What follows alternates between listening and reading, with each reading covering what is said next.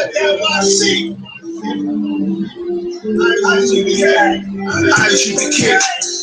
I.S.U.P.K. I.S.U.P.K. I.S.U.P.K. The home of the truth, nigga. Started out in one West, nigga. I.S.U.P.K. I.S.U.P.K. I.S.U.P.K. I.S.U.P.K. The home of the truth, nigga. Started out in one West, nigga. Year 2007 has gone. A leader was born. The name of Commander General YAHANNA. It is on. New 7 had born. I took my oath, nigga, I swore to I.S.U.P.K. It's the only fucking way. One West to the death until they better make. And I see Alizé, big bottle of scotch. Once you flip the block, and we'll be set up shop. I got your body at camp, you front onto Zambia. So hold your peace.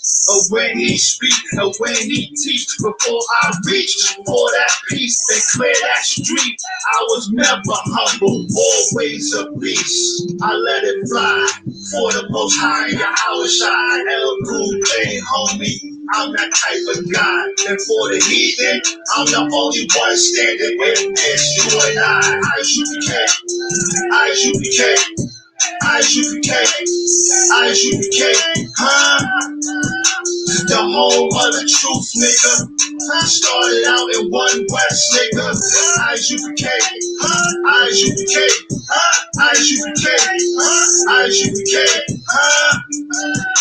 The home of the truth, nigga. Started out in one West, nigga. I.S.U.P.K. I.S.U.P.K. I.S.U.P.K. What? I.S.U.P.K. The home of the truth, nigga. Started out in one West, nigga. Yo, man.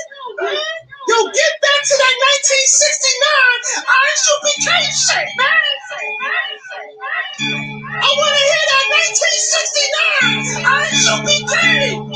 We the children of God, SHALAM, and we only pray to Almighty Yahweh and do the commandments like the sun Yahweh shine. Don't think we soft, nigga. Yeah, you could die. We not Christian. We don't believe all of everybody. If it ain't about the 12 tribe, fuck everybody. And that's a statement. You need to stop hating. You can't prove we Africans, so stop debating. I was stuck in a hard place, a hard time behind the rock, thinking I was Muslim. Till I seen the I.S.U.P.K. big homie to Zambia.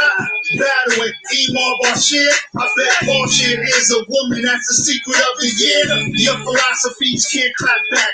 Africa, I mean you black. Tell side out of that. Tell polite to cross the fucking line and fall the fuck back. You hear me, nigga? I'm with some real niggas at the Passover, nigga, drinking liquor. I.S.U.P.K.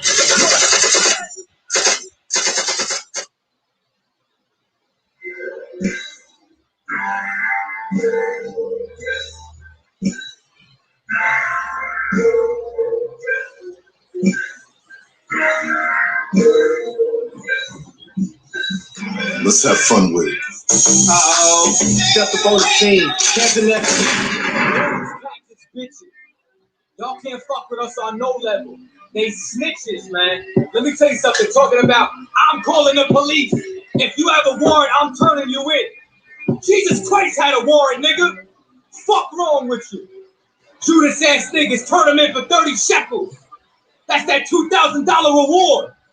All y'all pussy and y'all hate your people. This shit is vanity.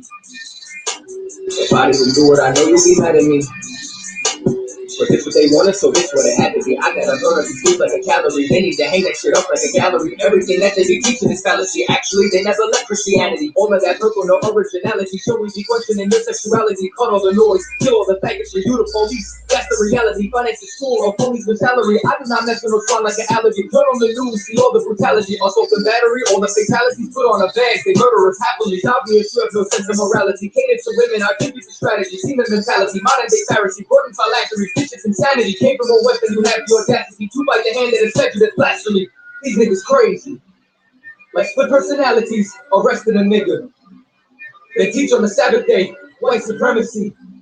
All of your spirituality, Muhammad said, get 'em. So here comes the royalty. Loyalty's not to the side of your anatomy. You want the stranger for all nationality. I know that this gotta hurt like a cavity. Your wife cannot see you look like a manatee. Indirect distance, your bitches is cowardly. Y'all niggas pussy. This is vulgarity. No folks are giving like chastity. Close to the edge, so I hop up the balcony. You niggas stick to the municipality. NYPD who be paying them hourly. You cannot stay with this side of this galaxy. You cannot fuck with us in no capacity. What was your father, your leader, your majesty? Honestly, there is no place that I'd rather be. You can get ready for war like a Maccabee. Home with the truth and I'll die for my family. All these cats is bitches. Fuck with us on no level. They snitches, man. Let me tell you something. Talking about, I'm calling the police.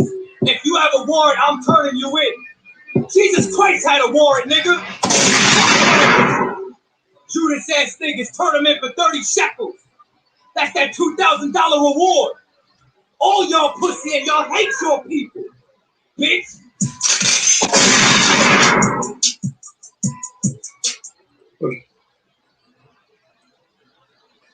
Hey, Shalom Israel, Yahbashim and Thumb to all the brothers. That means may Yahweh watch over you in the name of who the world calls Christ. Or Shalaki, that means Yahweh bless you in the name of Christ. To all you brothers, and Yahweh Shemar Lathan Bashim Shai. To all you sisters, that means may Yahweh watch over you, sisters, in the name of who the world calls Christ. I'm Priest and Officer 50 Shar Yawan under Commanding General Yahanna. And we are the I.S.U.P.K, which was started out of 1 West 125th Street, Harlem, New York. We are not affiliated with any other Hebrew Israelite group, and we are the only people on earth qualified to teach the truth of the Bible. We are the only people on earth qualified to handle this book. We're reading out of the 1611 King James Bible, and tonight is Tuesday's night brotherhood class.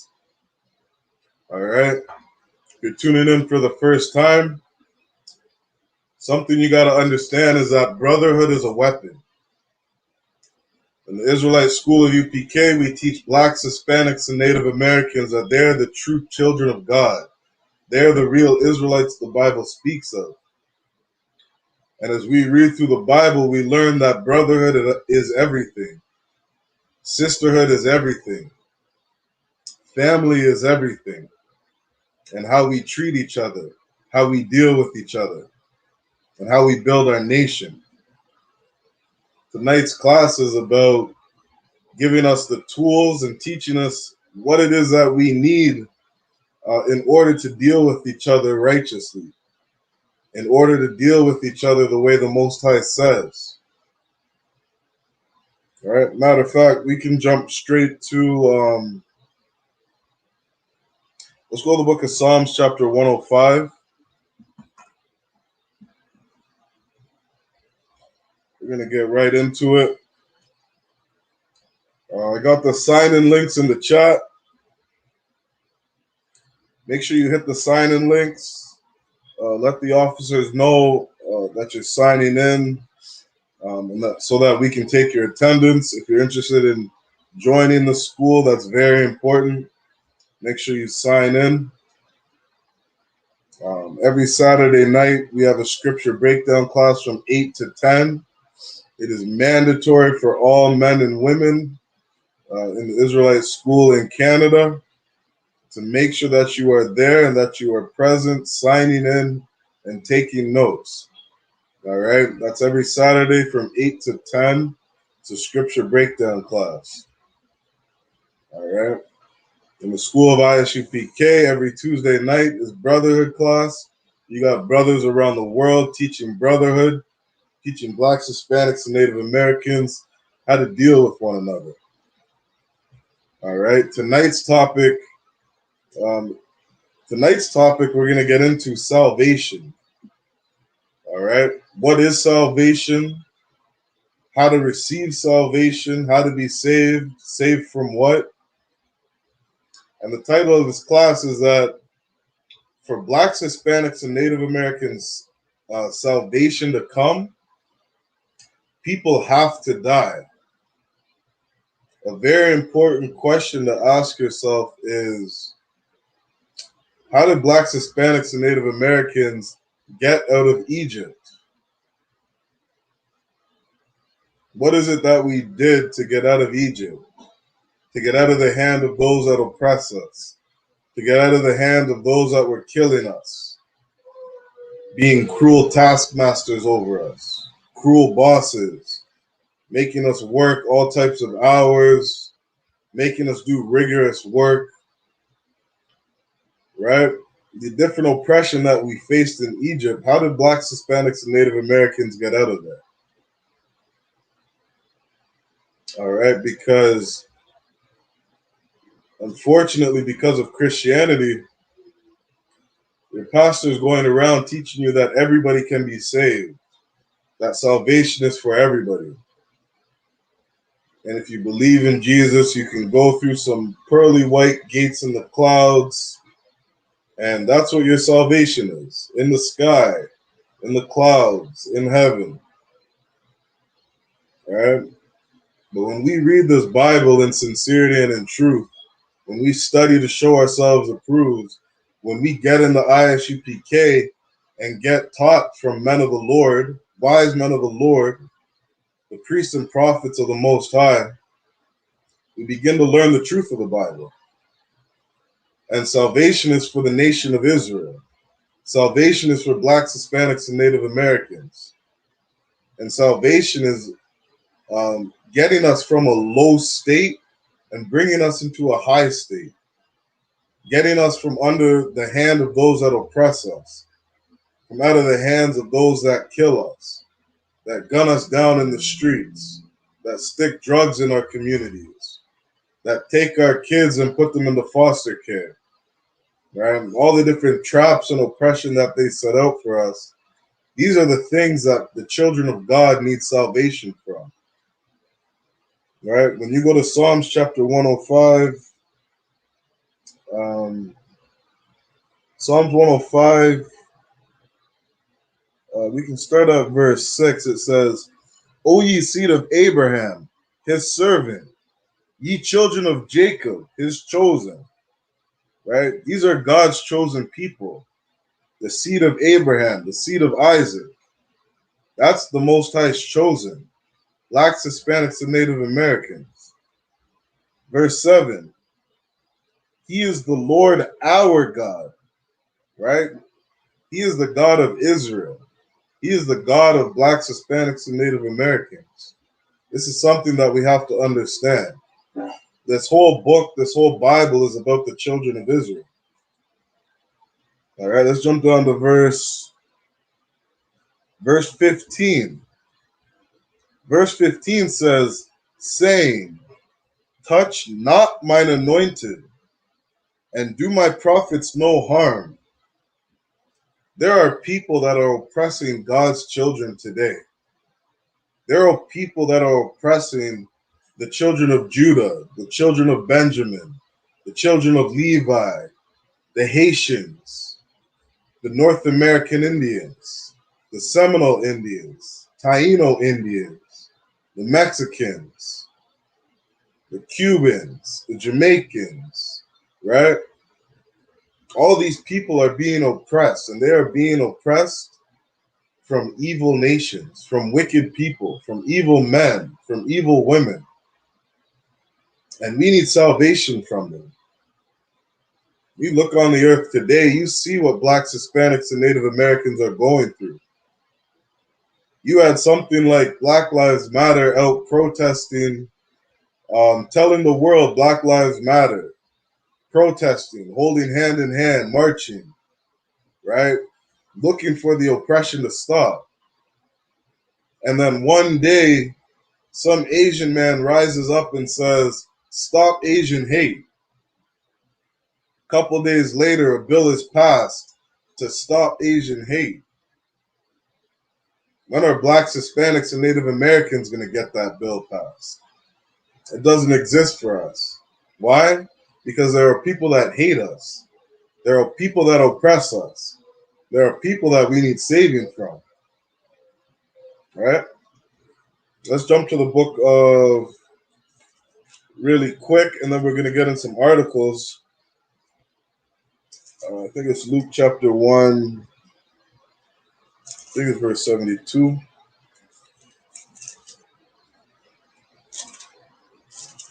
Luke chapter 1.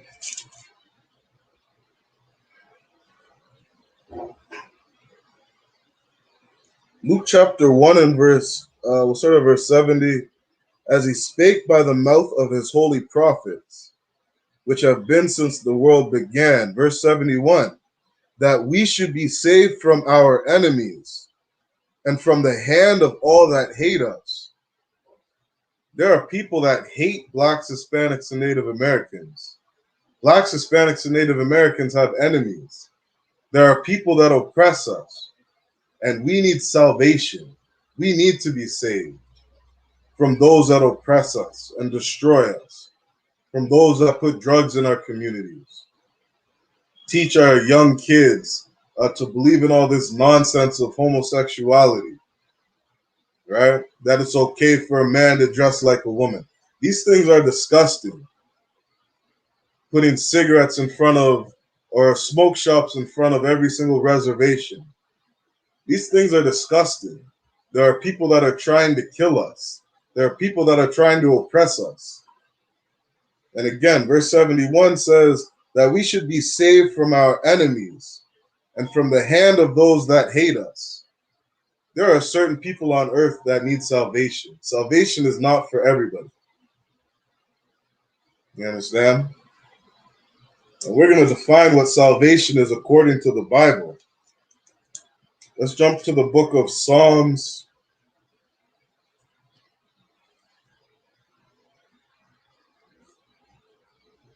Psalm 60, Salakia. Psalm chapter 69.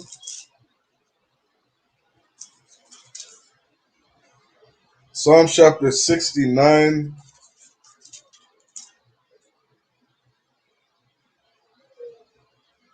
and verse 29. Psalm 69 and verse 29 says, "But I am poor and sorrowful." There are people on earth who are poor. There are people on earth who are sorrowful. It's the people living in the ghettos, the barrios, and the reservations. It's the children of God, the Israelites. The reason these people are sad and sorrowful is because they are under a punishment of the Most High. They chose to disobey the Most High. And so as a nation, we were sent into captivity.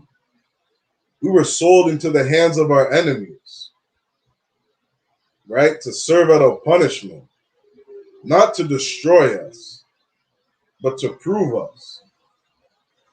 You understand? The point of punishment is to make you better. You discipline somebody so they stop doing the things that they've been doing. Verse 29 says, "But I am poor and sorrowful. Let thy salvation, O God, set me up on high." Your Christian pastor isn't going to read this verse. When you read Psalm chapter 69 and verse 29, it's letting you know that salvation takes a group of people from a low state and puts them on high, sets them in a high state, sets them in a place called heaven. Heaven being a condition. When you're in heaven, you don't have drugs in your community. When you're in heaven, your loved ones aren't dying from cancer.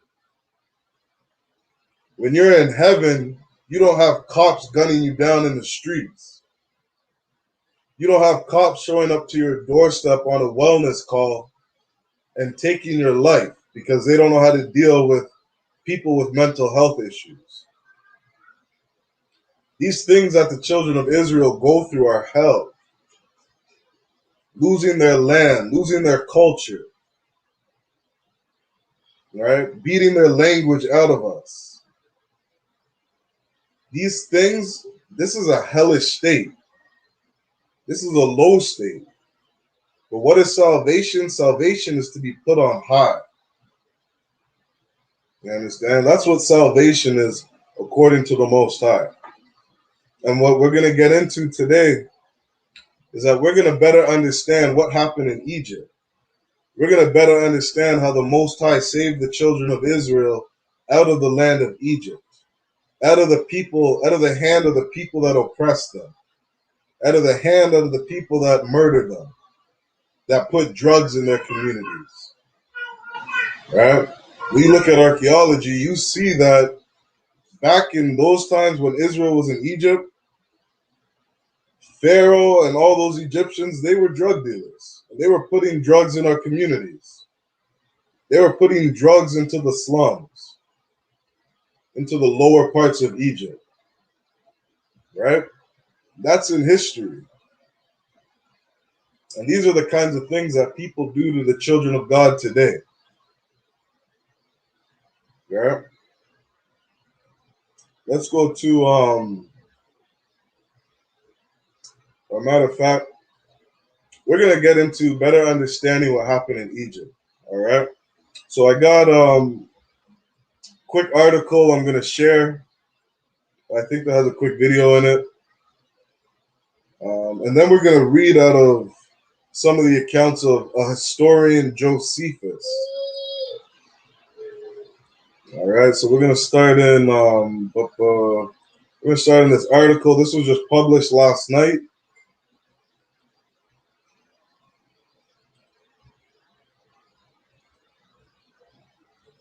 And this article,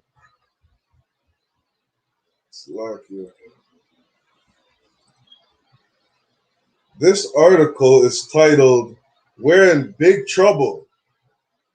Doctors worry Canada's fourth wave of COVID-19 could be the biggest yet."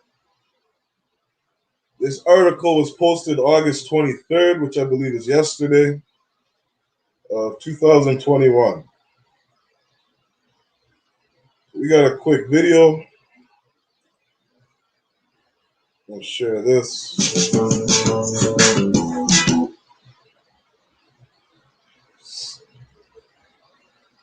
Salakia, just gonna get through the ad really quick.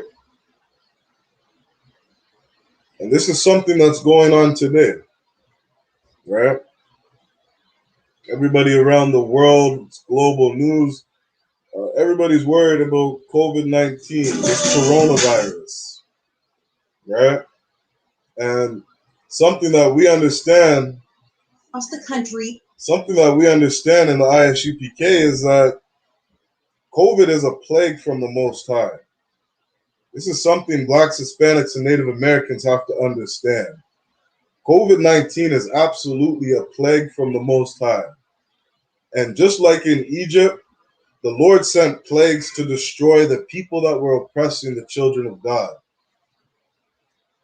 You understand? So again, this article is titled, "We're in Big Trouble. Doctors worry Canada's fourth wave of COVID could be the biggest yet."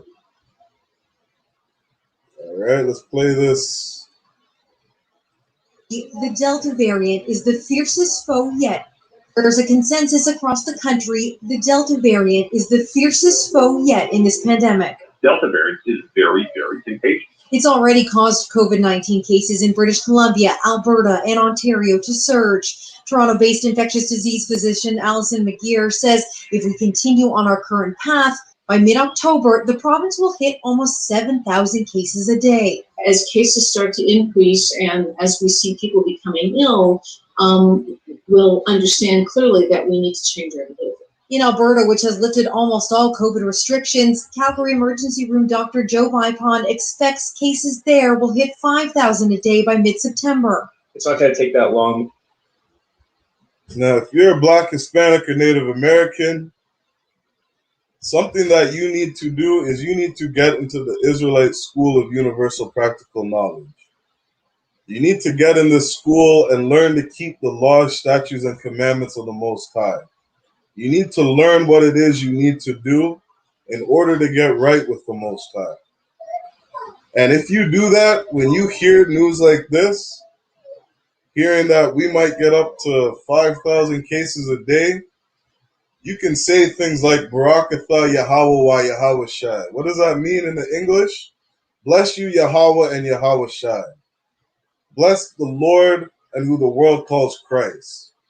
Because we give we give so much thanks that he is sending plagues to destroy this nation. He is sending plagues to destroy the people that oppress us, the people that have their foot on our necks, killing us daily, right? These plagues are good for us because this is the destruction of the kingdom that's over us, right? Before our healthcare system is overwhelmed. Alberta Health Services has invoked emergency staffing provisions, so doctors and nurses could be called on to cut short their vacations and return to work. Unless our politicians are willing to make some hard decisions, which include mask mandates, vaccine passports, I don't see, it's inevitable that things are going to get horrific here. A return to mask mandates in the BC interior, where COVID cases were climbing, has appeared to make a difference. It does seem that the growth in interior health is moderated. But it may be too soon to tell, especially as children, many of whom cannot be vaccinated, head back into schools. There's the math, there's the reducing the number of people in a particular class, there's the cohorting, there's the screening. And then there's vaccination. Canada had hoped to see 83% of eligible people fully vaccinated by the end of August to combat the Delta-driven COVID cases. Currently, we sit at 75%. Jamie Moroker, Global News, Toronto. Right. So this is something going on right now, something going on today. Right. We see that there's this new Delta variant and just different, I guess, forms of this plague that's going around, a form of this virus. And there is nothing that anybody can do to stop it. The only thing that these people could do to stop it would be to stop oppressing God's children, right? To stop messing with the children of the Most High. And this is what these plagues are for. This is what's coming for Blacks, Hispanics, and Native Americans. Our salvation is coming.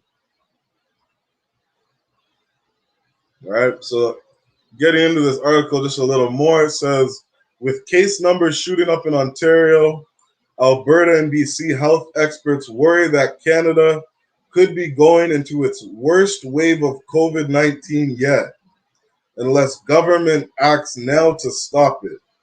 We're in big trouble, said Dr. Joe Vapon, an emergency physician in Calgary and co-founder of Masks for Canada.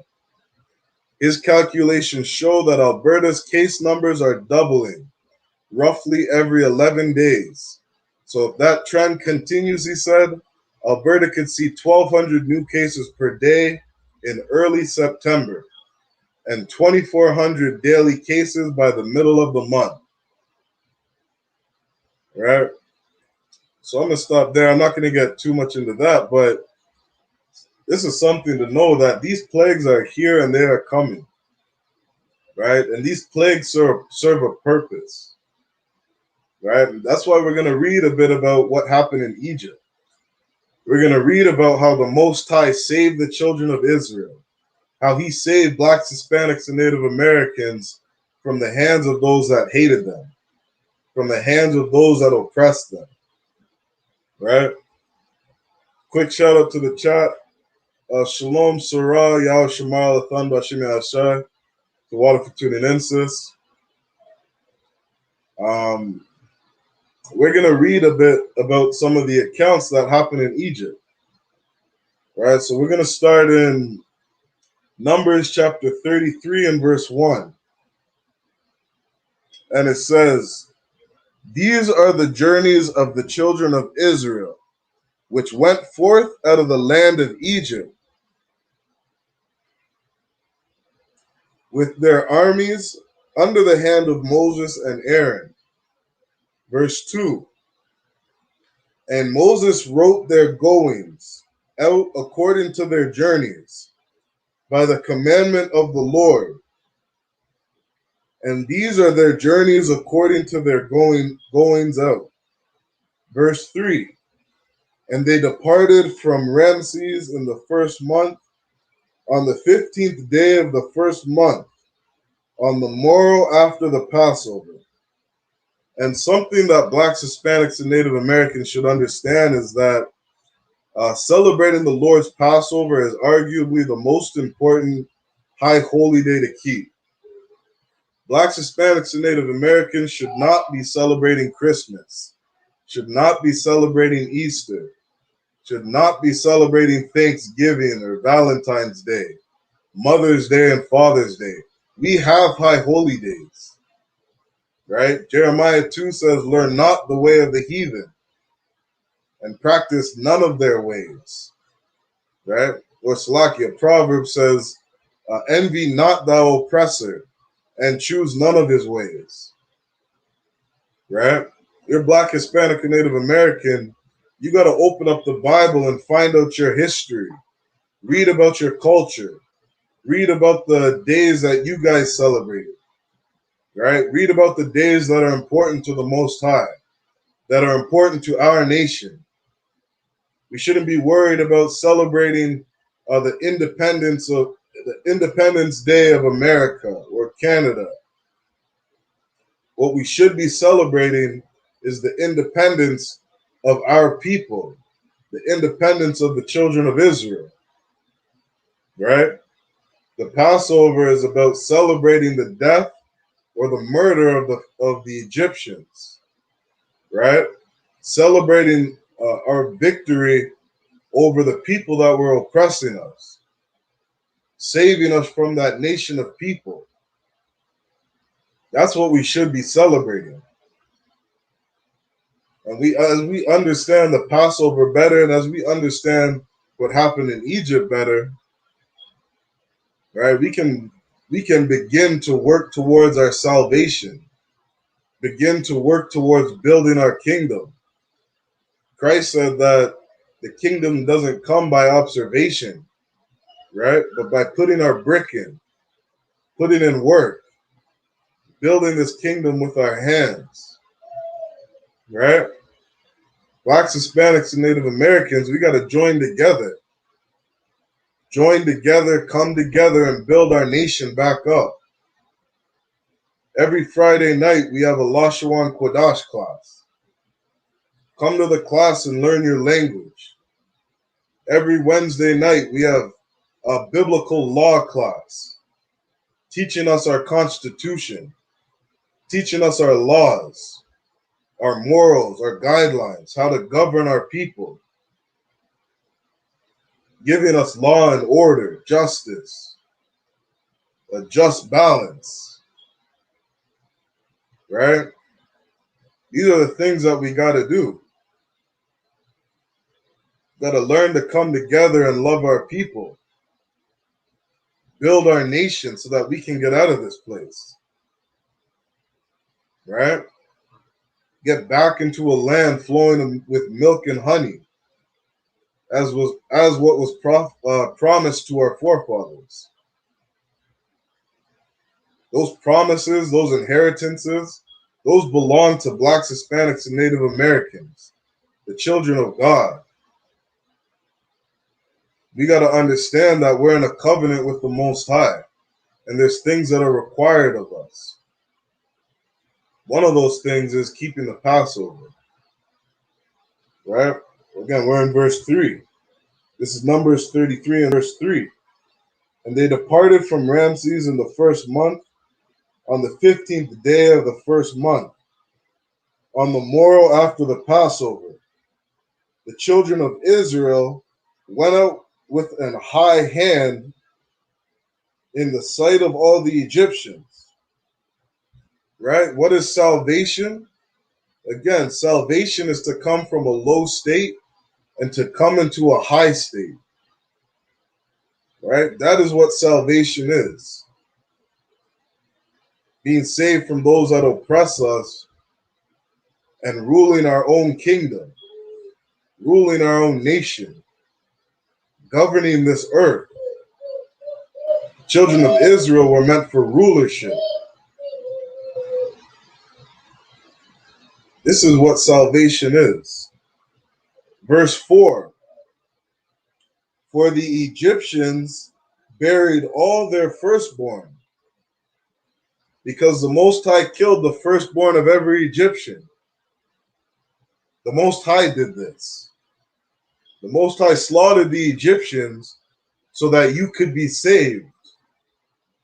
People had to die so blacks, Hispanics, and Native Americans could be put on high.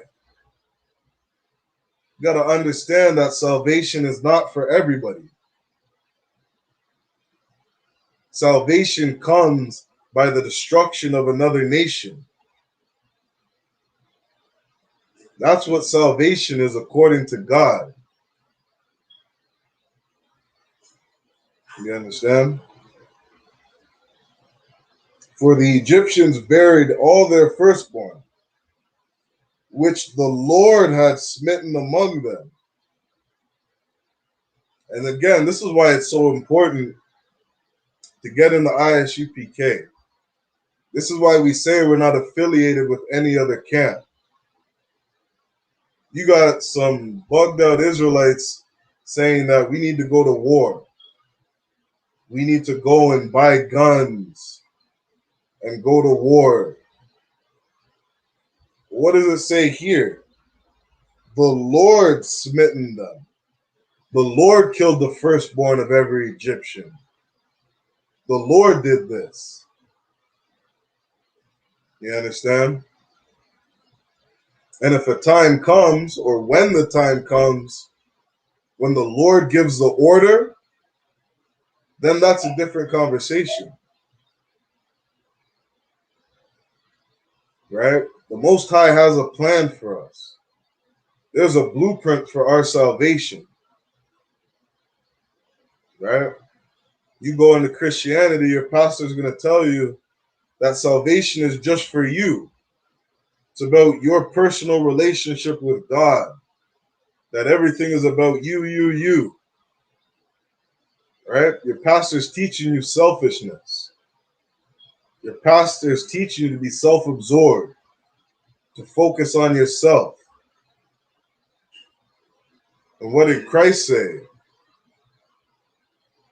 Christ said, you know who is my disciples because they love their brethren. Be a disciple of Christ is to sacrifice. To be a disciple of Christ is to wash your brethren's feet, to serve, to give the clothes off your back for your brothers that need it. You understand? Salvation isn't just about you. Salvation is about your nation. It's about your brethren, your brothers and your sisters. Right? When we read through this Bible, the Most High is dealing with a nation of people. The whole nation of Israel, just paraphrasing, the whole nation of Israel went into captivity because one man sinned. That's something that we got to understand. We came into captivity together. We're going to leave together. We got to build each other up. Leviticus 19 and 17 says to rebuke thy neighbor, not suffer sin upon him. We got to correct our brothers, teach our brothers, forgive our brothers, communicate with each other.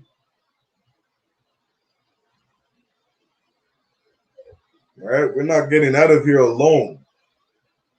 Can't go buy a plane ticket to a land flowing with milk and honey and think you're going to make it there on your own. The Most High is going to take us out as a nation. He's going to save his elect. Right?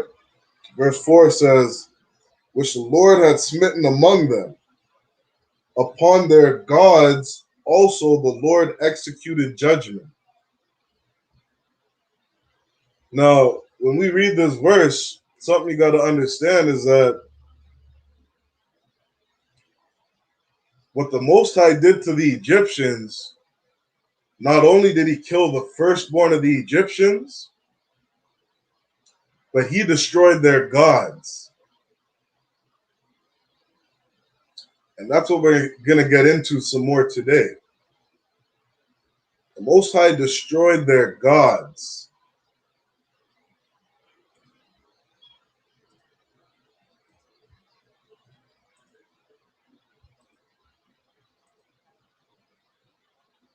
All right, so this is an account.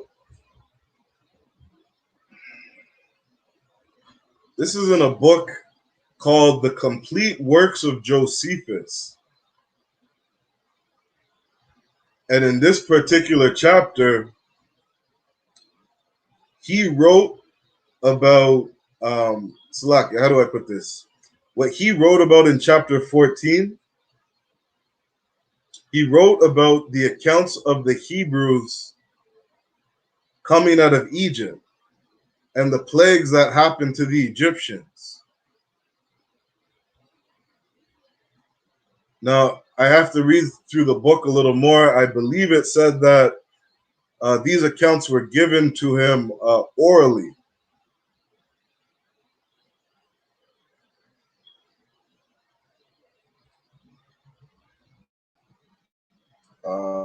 I believe, I'm sure he has his sources. When you read through this book, you see sources. For example, at the bottom of this page, you see some of the sources that he's referencing and that he's talking about. But for time's sake, we're not going to get all into that. We're just going to read through chapter 14 of this man's book. All right, so Slaki, let me zoom in a bit.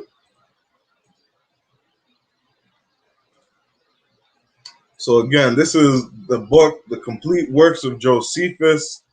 Chapter 14 says, concerning the 10 plagues which came upon the Egyptians. It says, but when the king despised the words of Moses and had no regard at all to them, grievous plagues seized the Egyptians, every one of which I will describe, both because no such plagues did ever happen to any other nation as the Egyptians now felt, and because I would demonstrate that Moses did not fail in any one thing that he foretold them, and because it is for the good of mankind that they may learn this caution. Right? This is something that the other nations should take note of. We read about in Psalms 83 where it says the nations were confederate against the children of Israel. That the Ishmaelites, the Moabites, the tabernacles of Edom, all these different nations have gathered together in one consent to oppress the children of God, to oppress God's chosen, his anointed. And that is not wise for these nations to do.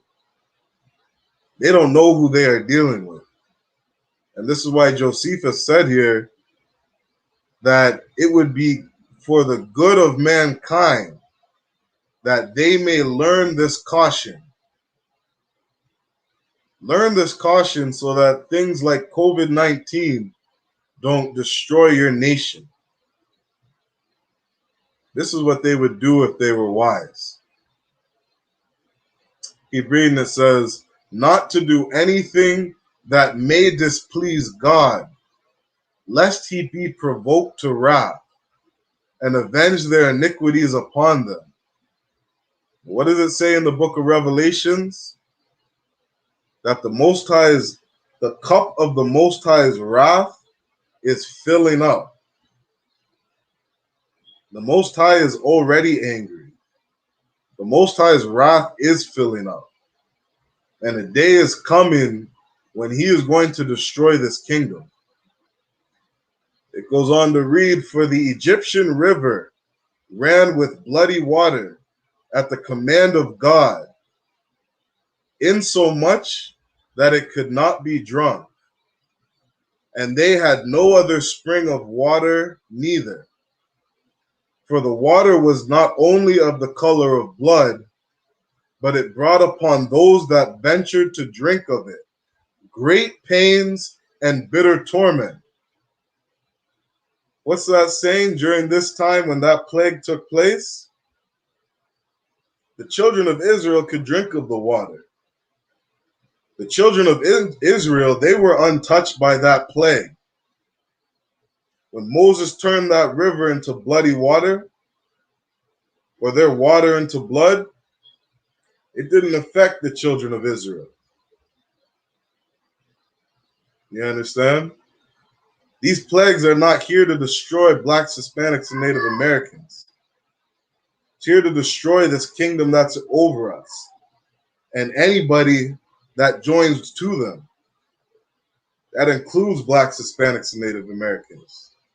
Which is why it's so important that we get right, that we get in the Israelite school of UPK into that sanctuary, into that place of rest, under the shadow of the Almighty, under his protection.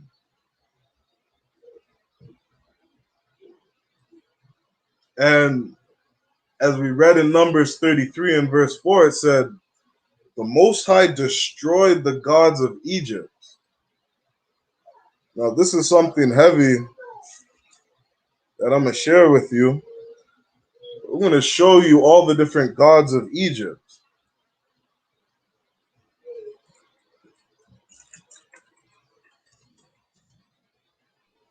Hey, Shalom, Aki, how about Shem Yashai Barakatha? Hey, Shalom, Adawan, Yahba Shem Yashai Barakatha.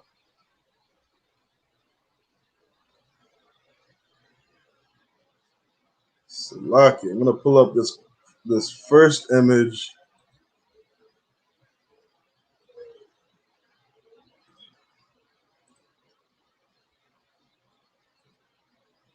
Salaki, really quick.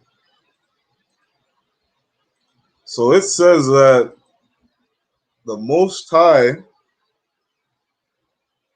destroyed the Egyptians' god. Well, here's one god of the Egyptians. His name is Happy, known as the Nile god. This is the Egyptians' god of water. I'll read one thing of it. It says, the annual flooding of the Nile occasionally was said to be the arrival of Happy, since this flooding provided fertile soil in an area that was otherwise desert. Well, let me tell you, this is one god that the Most High destroyed. The Egyptians thought that this god, Happy, was providing them water and taking care of them. And the Most High showed to those Egyptians that day that their God Happy was nothing. Their God Happy had no power when it came to the God of Abraham, Isaac, and Jacob. Right? We're going to get back to reading some more of what happened. Some more of the accounts of what Flavius Josephus said. Salaki, Come, sir. if I may add, it's very heavy what you're saying, because you're showing how the Most High, he destroys these dumb idols, these dumb gods that can't do nothing, right? Right. A while back, there was a devil in America. I think it was Como, like the governor, the former governor of New York, the disgraced governor, right? Him and I think it was a few others. They said they basically were alluding to that they put a stop to COVID and not the Most High, right? Correct. And now all these devils, they worship money, right? They're spending all their money on the COVID vaccines, but the Most High is just sending different variants, right? I've seen a report in the news the other day talking about a possible super variant. God. Right? And they don't know what to do. The Most High is not playing around with them. Damn right. And Salaki, again, going to give the Most High a hand. Right. Because There is nothing that these devils can do. Whatever their greatest technology, greatest medical advancements, whatever vaccine they come up with, nothing that these people do can stop the plagues of the Most High. And we're seeing that happen right in front of us. All right? So, Salaki, let's keep going on some more of these plagues. And Salaki, Adawan, the water for bringing that out. That was a heavy point, sir. No sweat, huh? So it goes on to read, such was the river to the Egyptians, but it was sweet and fit for drinking to the Hebrews, and no way different from what it naturally used to be. That water was sweet to the Hebrews. As the king therefore knew not what to do in these surprising circumstances, and was in fear for the Egyptians, but he gave the Hebrews leave to go away. But when the plague ceased, he changed his mind again and would not suffer them to go. Right? The Most High destroyed the God of the Egyptians. The Most High destroyed Happy. Now let's read about this second plague.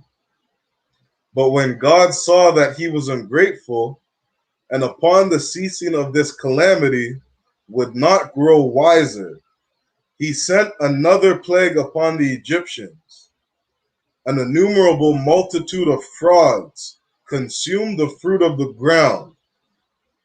The river was also full of them, insomuch that those who drew water had it spoiled by the blood of these animals, as they died in, and were destroyed by the water. And the country was full of filthy slime, as they were born, and as they died. They also spoiled their vessels and their houses which they used, and were found among what they eat and what they drank, and came in great numbers upon their beds. Good night. That second plague the Most High sent, could you imagine having 200 frogs just bouncing around your house? You go to take a shower, you got frogs in your tub. You open a cupboard, frogs are jumping out your cupboard. You open your fridge, there's frogs jumping out your fridge. You turn on that tap water, blood's coming out because frogs are dying in your water system, or in your water sewage. Like, that's a plague that the Most High sent to destroy those evil people that were over the children of Israel, to destroy those Egyptians that were oppressing blacks, Hispanics, and Native Americans. Now, let's bring out what God this is. Because when you go to Kemet, or who some people call Kemet, we know in the I.S.U.P.K. it's the land of Kam, the land of Ham. When you go to those pyramids, you see the god of Heket. His name, or Salaki, maybe it's pronounced Heket. This is an Egyptian god that's all over their walls. But let me just pull up an image of it.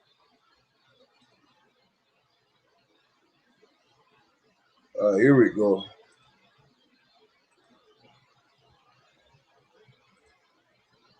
Salaki, bear with me. I'm going to bring out all of these gods. All the gods of the Egyptians that you dirty Africans are out worshiping. All you Israelites who think you want to go and worship all these different gods of the Egyptians, I'm going to show you what the Most High did to these gods. Right?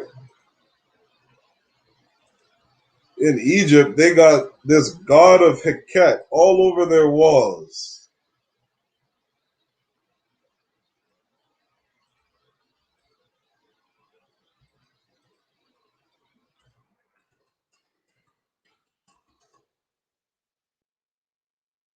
Let's read who Ket is. Heket, sometimes spelled Heket, is an Egyptian goddess of fertility, identified with Hathor, representing in the form of a frog. To the Egyptians, the frog was an ancient symbol of fertility, related to the annual flooding of the Nile.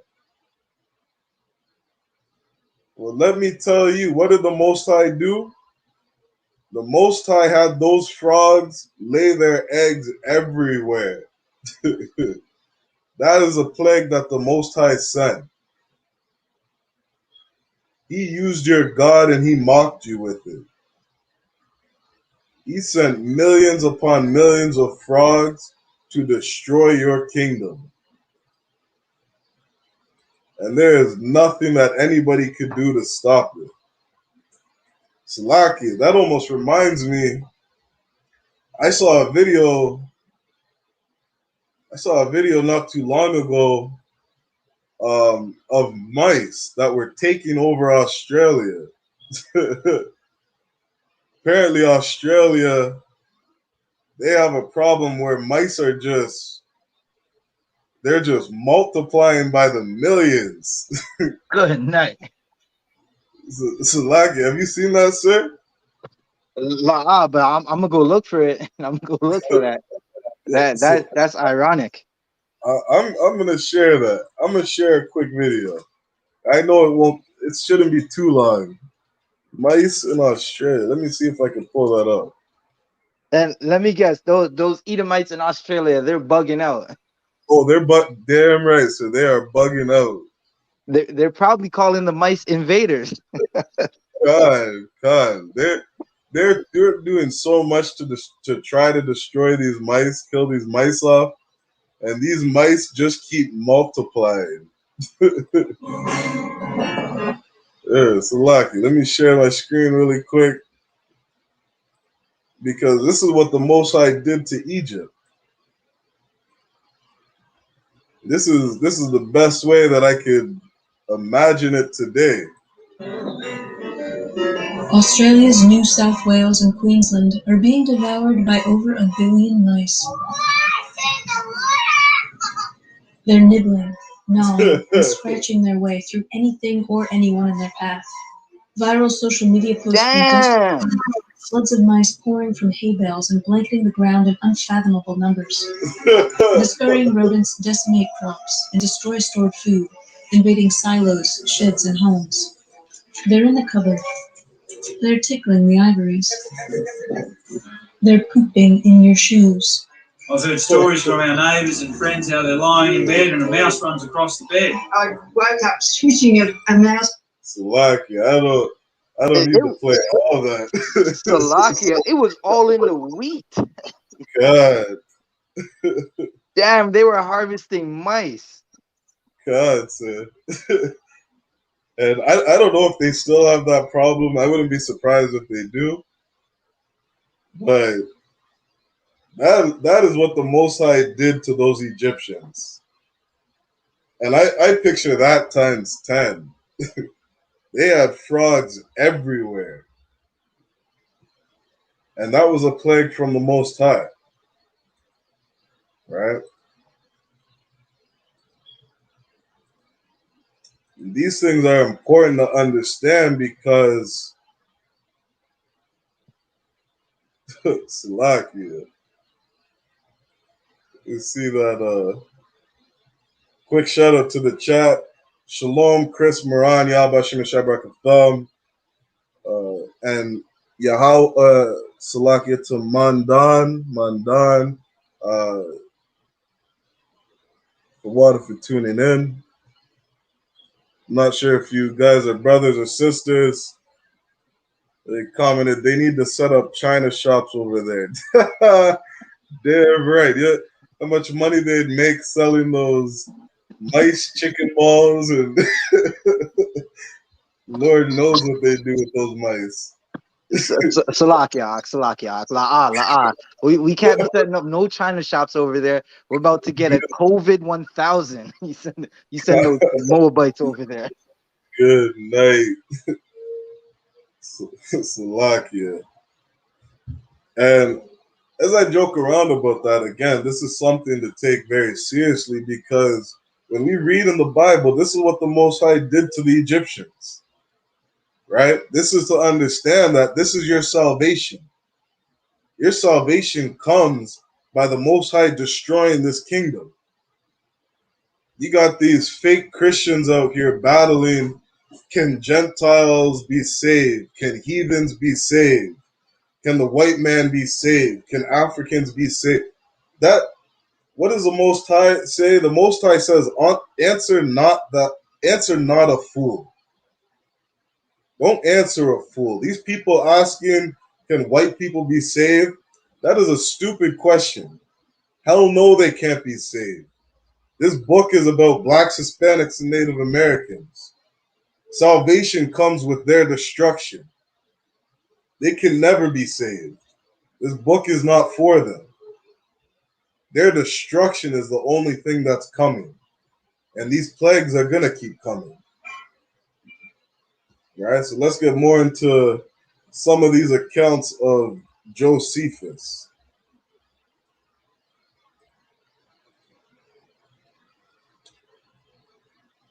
It reads, upon which the whole multitude of the frogs vanished away, and both the land and the river returned to their former natures.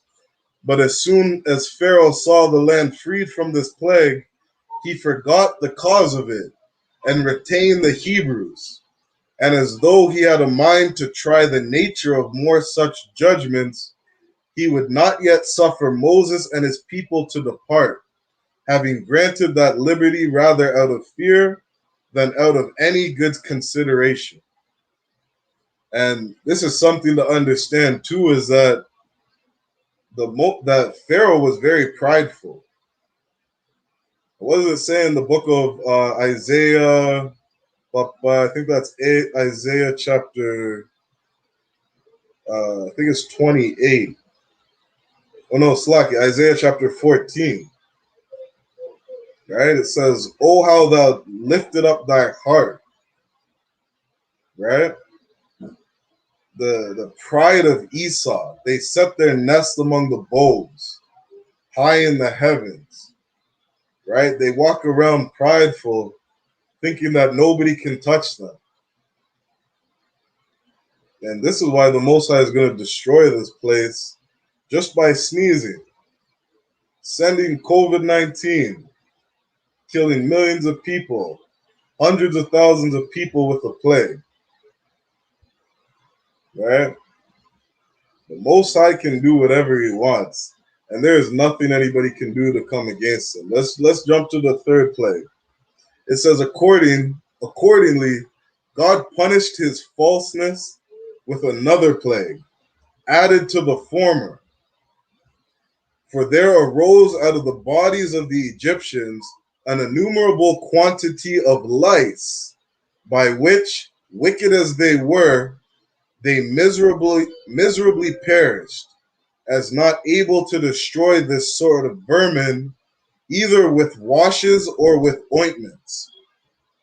Salaki Adawan, can you grab a verse for me? Khan. Salaki, can you grab Wisdom of Solomon, the Wisdom of Solomon, chapter 17 and verse 7. Khan, one moment. God, we're going to read from verse 7 to verse 8. So, again, it says, they miserably perished, as not able to destroy this sort of vermin, either with washes or with ointments. Right? These Egyptians were out there scratching their bodies, itching themselves nonstop. Right? Salak Yadawan, you ever see one of these oppressors bugged out on some drugs and they're just sitting there scratching themselves all over, can't stop?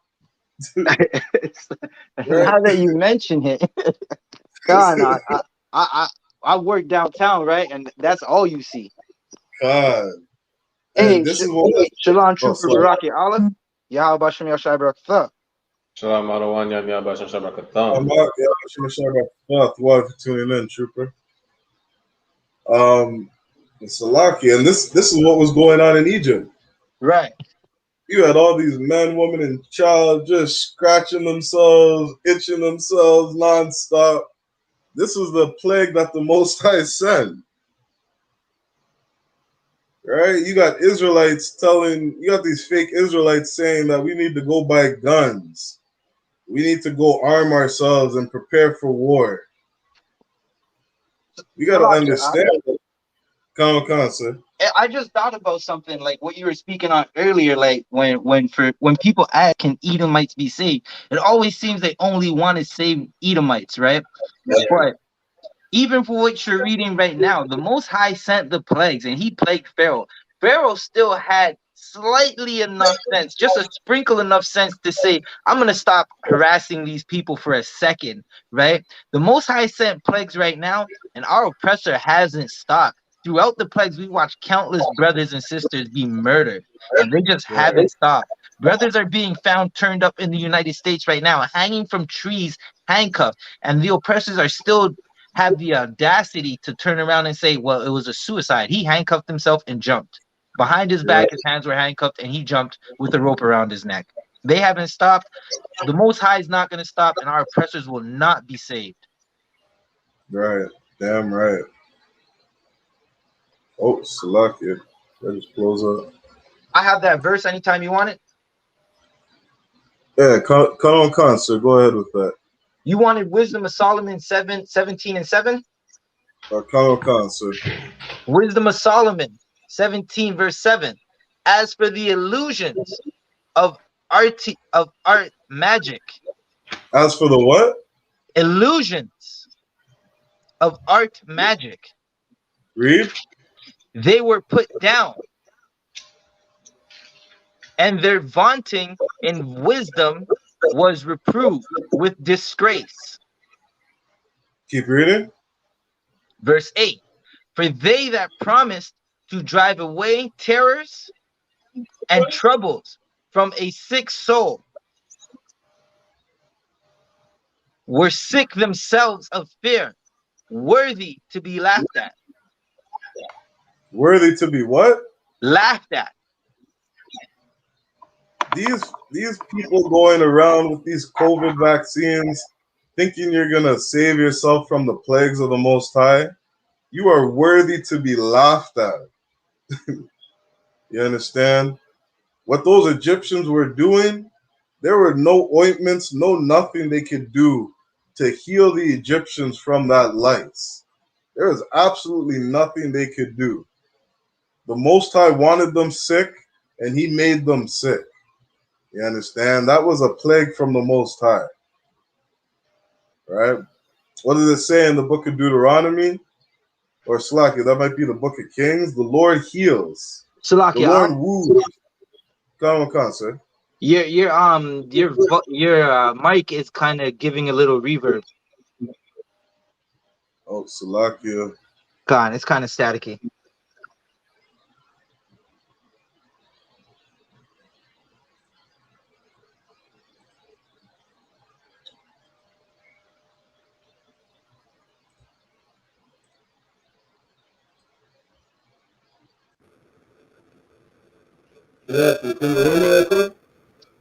La, it's still the same.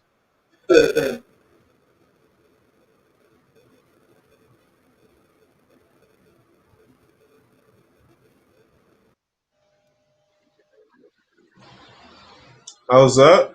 Oh, now you Tawab. Oh, most high Chris. Slacky, where were we? Oh, Khan, Slacky, that's what I was saying. There were nothing that the Egyptians could do to heal their people.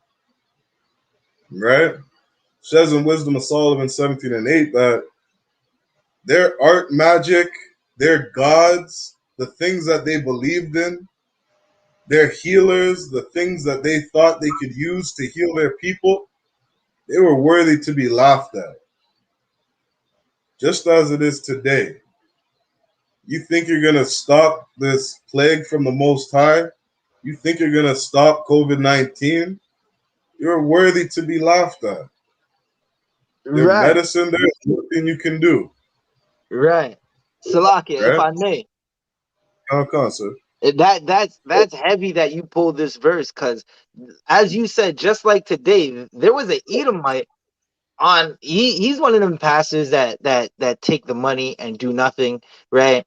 He said he blew into a camera and said COVID is gone, and now we're approaching super variants in Toronto, Canada. They're saying we might hit 1,300 cases again, and a fourth wave is on the horizon. That's right. Barakatha Yahweh Yahweh Shai. Damn right. Damn right.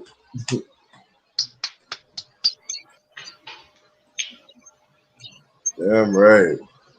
And to add more insult to injury, who is Geb?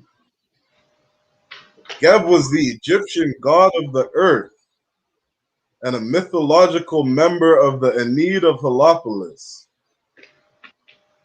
This man right here, they said that Geb was the god of the earth. And let me tell you, this lice came right from the ground of the earth. This lice that people were walking around with in Egypt, again, they were shown that their God had no power. Right? Geb was the god of vegetation, fertility, earthquakes, snakes. And this God, there was nothing he could do. Right? Salaki, let me bring out another god of the Egyptians. This is Hotep.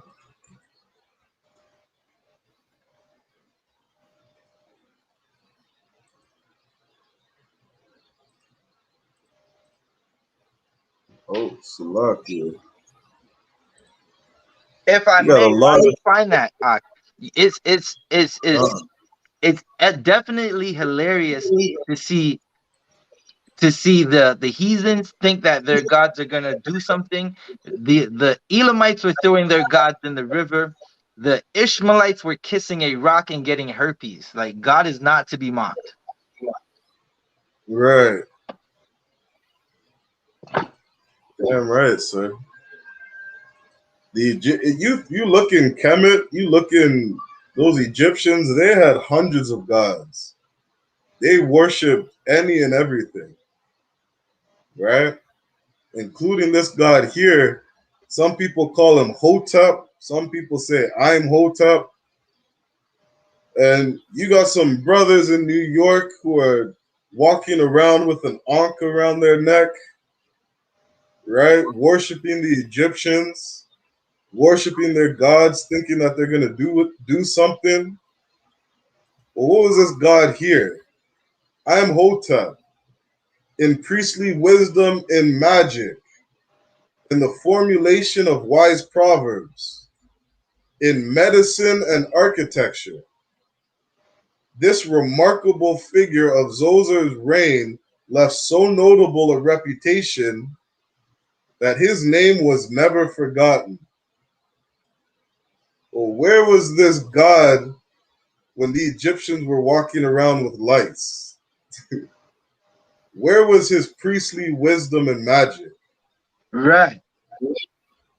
Let me tell you, that day those Egyptians learned their God had no power. Right? Which again is so heavy. Salaki, let me read that verse one more time. This is Numbers 33 and verse 4. For the Egyptians buried all their firstborn, which the Lord had smitten among them. Upon their gods also the Lord executed judgment. The Most High killed the firstborn of every Egyptian, and he killed Imhotep, or Imhotep. He showed those Egyptians that this God had no power. Absolutely none. Right? Which again, you're Black, Hispanic, and Native American. This is so powerful because you got to understand that the Most High is a jealous God. The Most High doesn't want you being a Christian. Doesn't want you being a Muslim. Doesn't want you worshiping Kemetic sciences. These things anger the Most High. You're Black, Hispanic, and Native American. You got to come out of these ways.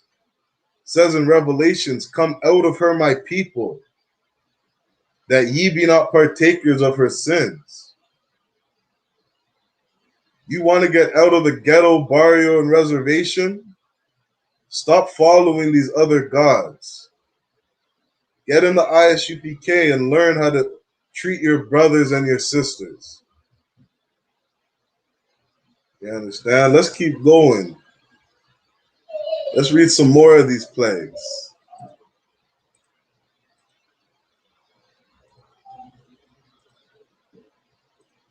And I'm going to try to skip through it a bit for time's sake. I want to get through all these plagues. Let's get to the fourth plague. It says, but when Pharaoh did not even then yield to the will of God, but while he gave leave to the husbands to take their wives with them, yet insisted that the children should be left behind, God presently resolved to punish his wickedness with several sorts of calamities, those worse than the foregoing, which yet had so generally afflicted them.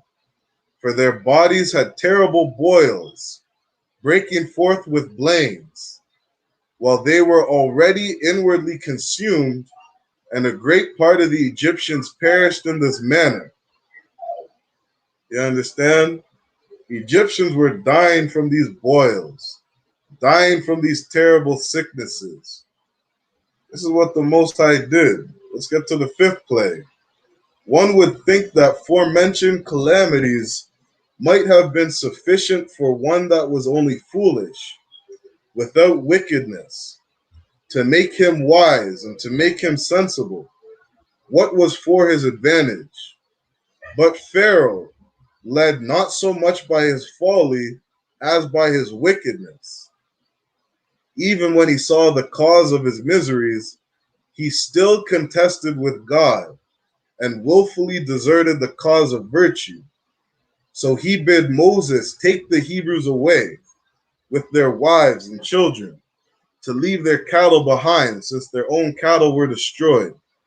But when Moses said that what he desired was unjust, since they were obliged to suffer sacrifices to God of those cattle, and the time being prolonged on this account, a thick darkness without the least light spread itself over the Egyptians.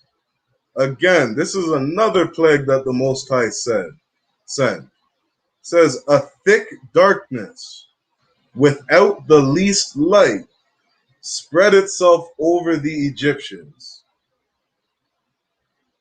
You understand? We're going to pull out another god. I'm going to show you another god of these Egyptians. Right? This is the god, his name is Nut.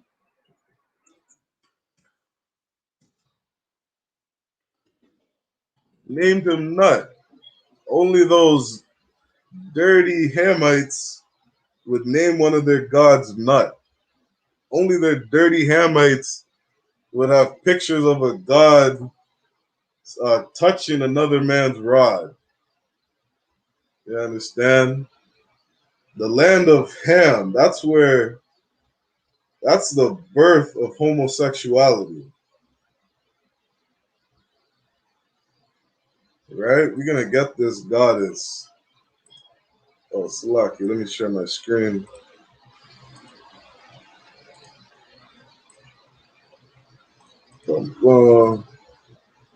Right? So again, this is another god of those dirty Egyptians. It says Nut. Nut was also known by various other transcriptions as the goddess of the sky, stars, cosmos, mothers, astronomy, and the universe in the ancient Egyptian religion. She was seen as a star-covered nude woman arching over the earth, or as a cow. She was depicted wearing the water pot sign that identified her. This is what the Egyptians worshipped. You understand? And you got to really wrap your mind around this, is that these Egyptians were looking in the sky, and they were Salakia. They were attributing the sun, the stars, the moon. They were attributing all these things to the god of Nut. Right?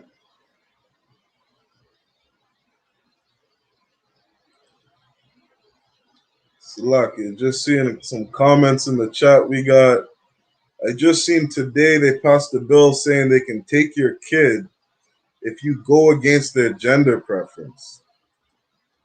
Good night. Right? The Bible says, woe to them, death and destruction to them that call evil good and good evil. Right? We're living in that time. We're living in that day. Right? And this is why the Most High is going to destroy this place. Salakia. Khan, sir. If I may, I've heard that as well. Like some Edomites were talking about that at slavery, and it doesn't surprise me because Edom is a child in general, right? But Right. if a 17-year-old can't drink, can't legally vote in an election, how can a 12-year-old now turn around and tell an adult, I was born a male, but now I'm a female? Salakia Adawan, there is absolutely no ounce of logic in those people, right? Like you said it best. Like the scriptures say, to correct a child because they're foolish, right? Children are stupid. They do stupid things. They're foolish. They walk around and saying they walk around making animal noises, saying that I'm a lion. I kid you not, Slakia Adawa. I got a 5-year-old walking around roaring like a lion. He loves the tribe of Judah. You understand? Like he loves lions. As I said, that's okay for the children. Let a child be a child, right? I got Edomites as slavery walking around saying "bah." Like, I kid you not. Yeah, sir. Yeah, these people are foolish. Our oppressor is foolish. Our oppressor is a child. All right? They do childlike things. All right? And a lot of these things are disgusting. Right? Salaki, a lot of these things are disgusting. They don't know any better. They don't know the laws, statutes, and commandments. They don't understand why it's good for us. And even if they did, they wouldn't keep it. They wouldn't do it. Right? Because you see the spirit of Esau, he was very short-sighted. Right? He was hungry, and he sold his birthright so he could eat now. He could eat this second. He wasn't thinking about his seed, his offspring, his future generations, his future rulership. He wasn't thinking about his inheritance, his blessing. He was just thinking about getting some food. Right? Our oppressor is a child. And a lot of the stuff he does is evil. And it's hurting this earth. It's oppressing God's chosen people, God's children. All right? That's why we can say in the I.S.U.P.K, when we read a comment like this, we're not surprised. Right? We understand the spirit of Esau. Yeah. Let's keep going. I'm gonna skip through a lot because I want to get into some verses. Let's get to number 6. Salakia Akim. Come, sir. I gotta step out. I gotta step out for a second. I'm gonna say Shalom, Yahweh Hashem Yahshua Barakatham. Khan says, Shalom, Yahweh Hashem Yeshai Barakatah. Oh, yeah, bless you. Shabbat. Tawab class, Akim. Keep it up. Khan says, Tawab. So let's get, we'll get one more and then we'll end here. Just for time's sake. So this says, but when God had signified that with one plague he would compel the Egyptians to let Hebrews go, he commanded Moses to tell the people that they should have a sacrifice ready, and they should prepare themselves on the 10th day of the 10th month against the 14th, and that he should carry the Hebrews with all they had. Accordingly, he having got the Hebrews ready for their departure, and having sorted the people into tribes, he kept them together in one place. But when the 14th day was come, and all were ready to depart, they offered the sacrifice, and purified their houses with blood, using bunches of hyssop for that purpose. And when they had Salakia, and when they had supped, they burnt the remainder of the flesh, as just ready to depart. Whence it is that we do still offer the sacrifice in like manner to this day, and call this festival Pascha, which signifies the feast of the Passover. Salakia. So again, another plague that the Most High sent. He sent that death angel, right? He slaughtered. What do we got here? He slaughtered the firstborn of all the Egyptians, right? And that is how blacks, Hispanics, and Native Americans got their salvation. You understand? The Most High killed the firstborn of the Egyptians, and he killed their gods, right? He killed Hotep. He killed Nut. He killed Seth. And when we read in the book of Ephesians, what does it say? Is that we don't wrestle with flesh and blood, but with principalities, right? Rulers of darkness, right? Rulers in high places. And these are the things that we're at war with,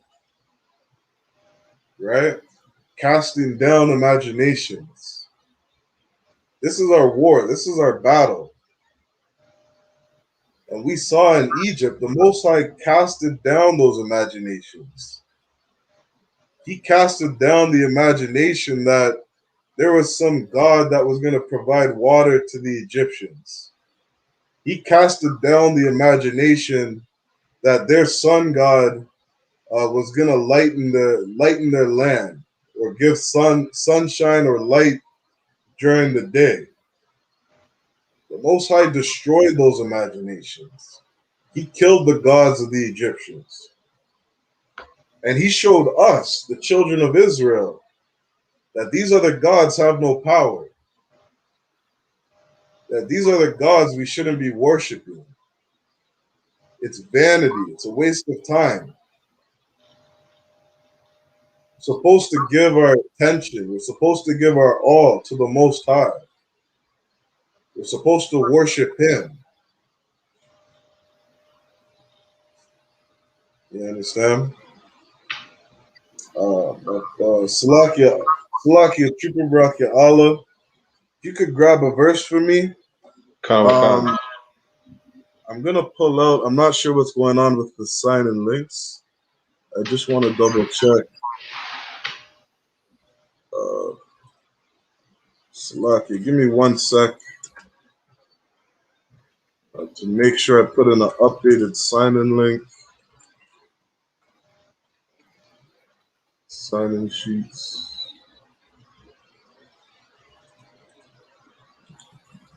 But Salakia, Trooper, while we're waiting, can you grab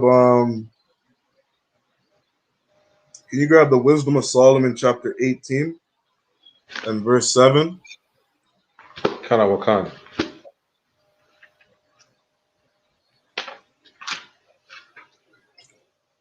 Salakia, this is the right sign-in link here. To everybody in the chat,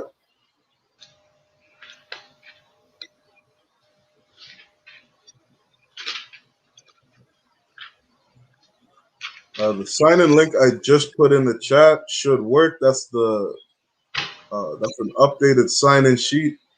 Let me know if that works. Yala. And if that sign-in sheet doesn't work, I'll make sure to get an updated sign-in sheet. And for today, I'll take down your attendance. All right. If you want me to take down your attendance, just write down your name in the chat. I'll make sure I get attendance of everybody that's here. But please, if you could, call your law, let me know if that sign-in link I just sent works. The water for that. All right, so Salakia, let's continue. Trooper Brachiala, can you grab Wisdom of Solomon 18 and verse 7? Khan, I got it out of one. Khan, go ahead. This is the book of Wisdom of Solomon, chapter 18, verse 7. So of thy people was accepted both the salvation of the righteous and the destruction of the enemies. Read that again. So of thy people was accepted both the salvation of the righteous and the destruction of the enemies. In order for blacks, Hispanics, and Native Americans to get salvation, our enemies have to be destroyed. There's no other way around it. Right? The men above us say people have to die in order for us to be saved. These other nations are not getting salvation. You understand?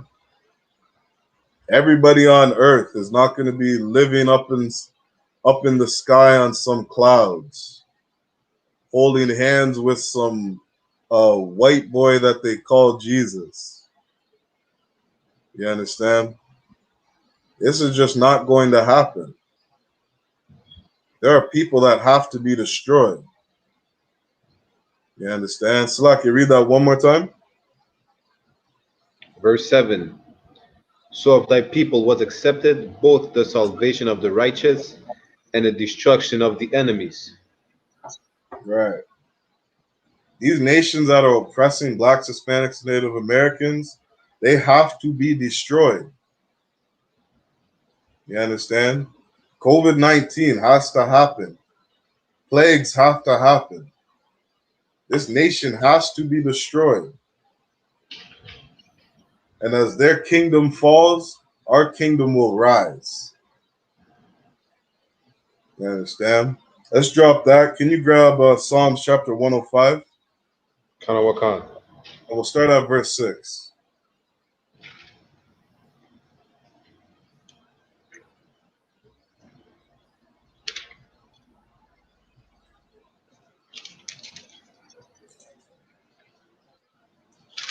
And shalom again to the chat. Shalom, Sarah. Yah Shamar Lathan Bashim Yahshai.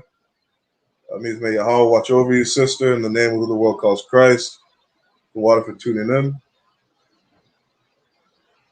You got the scripture? Kana, go ahead. Psalms chapter 105, verse 6. O ye seed of Abraham, his servant, ye children of Jacob, his chosen. Right. This is speaking of the seed of Abraham, the seed of Isaac, and Jacob. You understand? This is speaking of blacks, Hispanics, and Native Americans. Read. Verse 7. He is the Lord our God. His judgments are all. He is the Lord our power. He is not the power of the so-called white man. He is not the power of the Africans or the Asians. He is the power of blacks, Hispanics, and Native Americans. Read. He is the Lord our God. His judgments are in all the earth. Read. Verse 8. He hath remembered his covenant forever, the word which he commanded to 1,000 generations. Right. These covenant These laws, statutes, and commandments, these are for the children of God. You understand? And the promises and the inheritance, this is for blacks, Hispanics, and Native Americans. These are the people that are going to be brought to a land flowing of milk and honey. This promise is for us. Salvation is for us. You understand? Keep reading. Verse 9. Which covenant he made with Abraham and his oath unto Isaac. Jump down to verse 15. Psalms 105, verse 15. Saying, touch not mine anointed, and do my prophets no harm. Right? And you got to understand that these are the nations, they have touched the Lord's anointed. They have messed with his prophets. You understand? They have oppressed the children of Israel. And this is why the Most High's wrath is coming. This is why destruction is coming to these other nations. Obadiah says that Idumea, or the Edomites, they are all going to be cut off by slaughter. All of them. There is no salvation for him. He is oppressed and touched the Lord's anointed. You understand? Salvation is only for us. Let's drop that. Let's go to Jeremiah 16 and verse 14. Kanawakan. All right. We got a comment in the chat. It says, Bill 89 in Canada. There's a man in jail for opposing his 7-year-old daughter's good night. You understand? Again, woe to those that call good evil and evil good. You understand? Woe means death and destruction. Death and destruction is coming to this kingdom. They want to go and put these programs, or what do you call it? What's the word I'm thinking of? Slack, it's off the tip of my tongue. But they make these programs in the school. Grade 1, they want to teach kids that people can have 2 mommies. Grade 2, they want to teach people can have 2 daddies. Grade 3, they want to teach it's okay for you to pretend to be from the opposite sex. You understand? Matter of fact, Salakia, Triple Brachiola, can you pull up the definition of a psychotic? Kanawakan.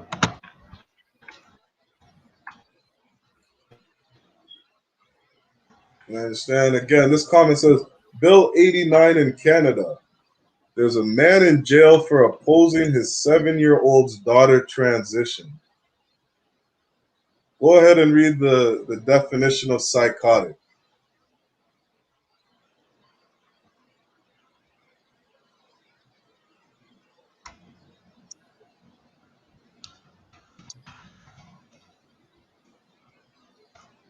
One second, other one. No, sir.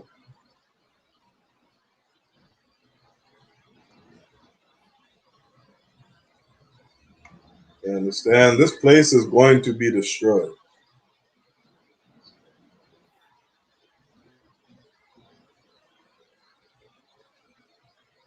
That's why this place is called Babylon. It's a place of confusion. Khan, go ahead.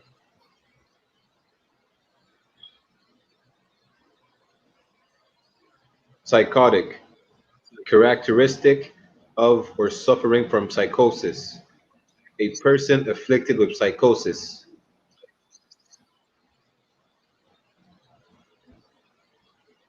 There any more on that? Lord one, that's it. All right, no, so I was looking for something different. Let me see if I can pull that up really quick. Sorry.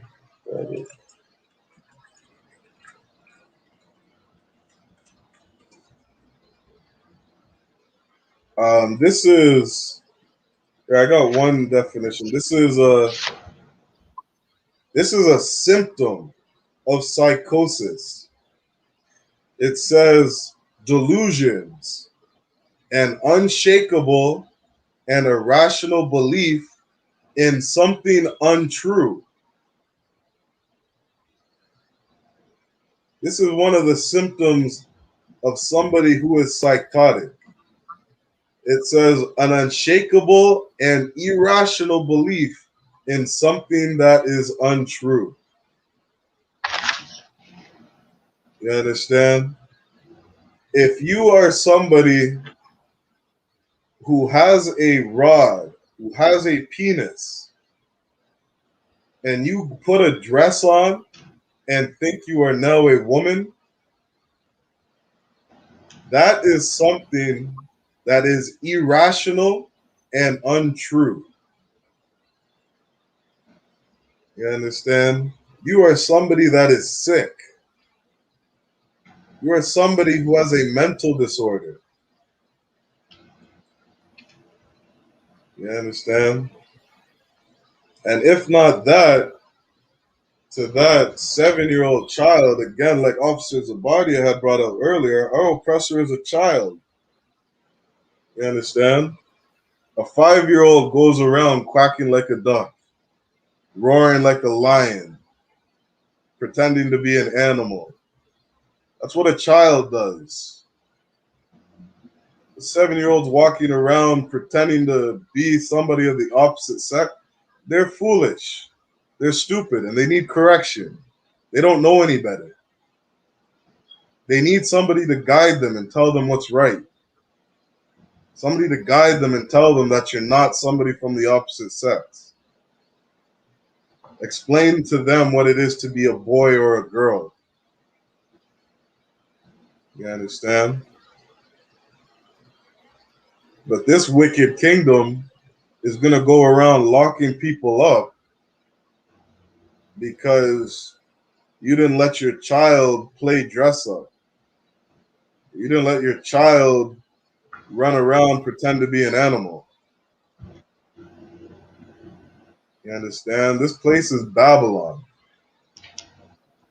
It's a place of confusion. It's an evil place that needs to be destroyed. You understand? And when this destruction comes, that's when our freedom comes. That's when our salvation comes. Salaki Trooper, can you grab Jeremiah 16 and verse 14? Kanawakan, this is the book of Jeremiah, chapter 16, verse 14.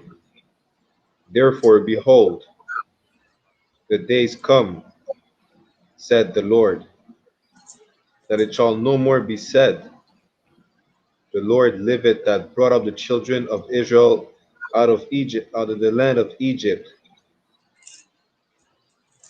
Read that again. Therefore, behold, the days come, said the Lord. There's a day coming, saith the Lord. There's a day coming, thus saith the Most High. You understand? Every word that he says comes to pass. Keep reading. That it shall no more be said,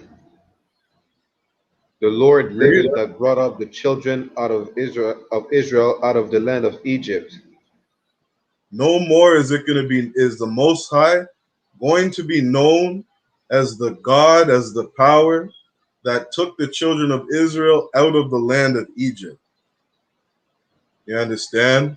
This day is coming where the Most High is going to be remembered for something else. Keep reading. Verse 15. But the Lord liveth that brought up the children of Israel from the land of the north. Out of the land of the what? From the land of the north. Blacks, Hispanics, and Native Americans, you are going to be taken out of the land of the north, out of North and South Central America, out of this land where we were brought to, out of this land where we were sold to our enemies, out of this land where we're being oppressed and destroyed by all these other nations. The Most High is going to take us out of the land of the north And he is going to be remembered for that. You understand? What happened in Egypt, that thing is a small thing compared to what's happening. What happened in Egypt is a small thing compared to what is coming. You understand? And the whole world is going to know the Most High by this. They're going to know the Most High by the works that he's doing. They're going to remember COVID-19. They're going to remember how many people COVID-19 killed. They're going to remember how all the variants of COVID-19 killed people and destroyed the nation, this nation.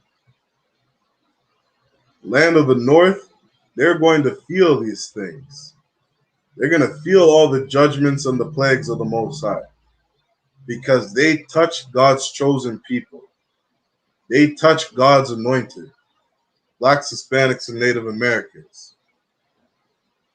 Right? Lucky, quick comment we got. They've been using confusion on our people.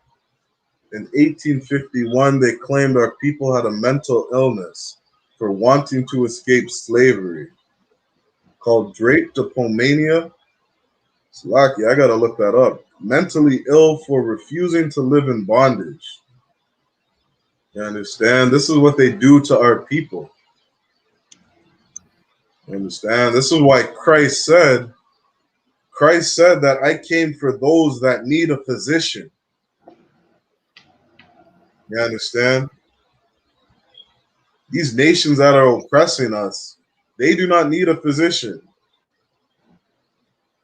You understand? Salvation is not for everybody. Salvation is for the people who are getting their backs whipped, having their kids sold across the world, having those babies ripped from a woman's womb and fed to alligators. You understand? This is oppression right here. Telling the children of slaves that they have a mental disorder because they want freedom. You understand? This is the sick things that our oppressor does. You understand? And Salakia, I have to look that up to officially say that this took place. But I'll definitely look into that, sis. The water for bringing that out. Salakia, Adwan. Kansi. Or Salaki Khan. I just looked that up. Drapetomania. God. So what I got is drapetomania was a conjectural mental illness that in 1851, American physician Samuel A. Cartwright hypothesized as the cause of enslaved Africans fleeing captivity. Yeah, good night. You understand? These people have to be destroyed. The way that they've oppressed God's children, you understand? What does Revelation 13 say? He that leadeth into captivity shall go into captivity. He that killeth with the sword must be killed with the sword. You understand? As these people continue to oppress us, you better believe that when we're in the kingdom, they are going to be rewarded with all the evil that they've done to us.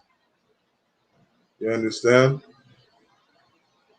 When I start whipping their backs, you understand? Having them out in that, having an Edomite out in that burning hot summer picking cotton. You understand? Picking cotton for me, working for me. When he says I'm tired and I want some sleep, I'm going to let him know you're crazy. You must have some mental illness. You want to stop working? There's something wrong with you. You understand? I need 18 hours. 18 hours a day and all the sun. You understand? That's his judgment for all the evil that they do to us. You understand? Let's Slack, where are we at? Let's drop that. Let's go to Matthew 19 and verse 16. Kanawakan. I understand, because we got to understand that salvation comes with blacks, Hispanics, and Native Americans gathering together. You understand? We got to throw away these different gods of Egypt. We got to throw away Christianity and Islam, Buddhism, whatever other god you're worshiping your oppressor. You understand? All these things that have no power and have no meaning, that are vain, that are a waste of time, that have nothing to do with the Most High. We got to stop following these ways and come back to the Most High. Go ahead and read that when you got it. This is the book of Matthew, chapter 19, verse 16. Select, let me get with you. Matthew 19. Come on, go ahead. And behold, one came and said unto him, Good master, what good thing shall I do that I may have eternal life? Right? So somebody came up to Christ asking him, how do I have eternal life? You understand? How do I get the kingdom? How do I get salvation? Keep reading. Verse 17. And he said unto him, Why callest thou me good? There is none good but one, that is God. Read. But if thou wilt enter into life, keep the commandments. So something that blacks, Hispanics, and Native Americans got to do. You understand? The first thing that we can do is to learn these laws, statutes, and commandments. You understand? Learn how to keep the Passover. You understand? You can't keep the Passover on your own. You understand? You can't keep that feast day and memorialize it on your own. You can't celebrate your independence by yourself. You understand? You got to keep the Passover with your brethren, your sisters, your Akim and your Akwatim. You understand? You got to keep the commandments.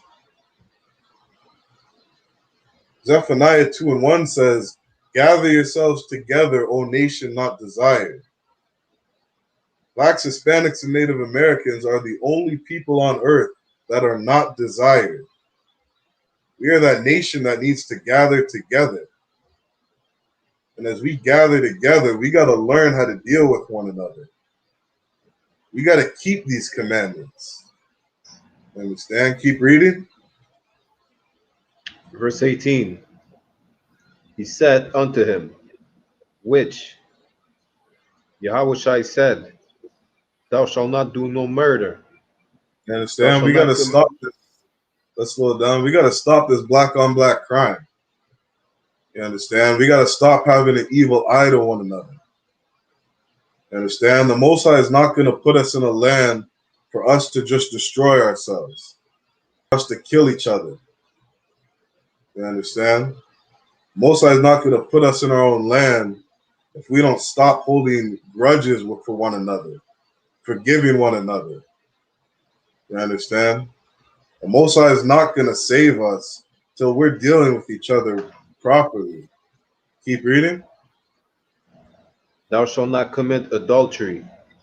Right? We got to stop sleeping with another man's wife.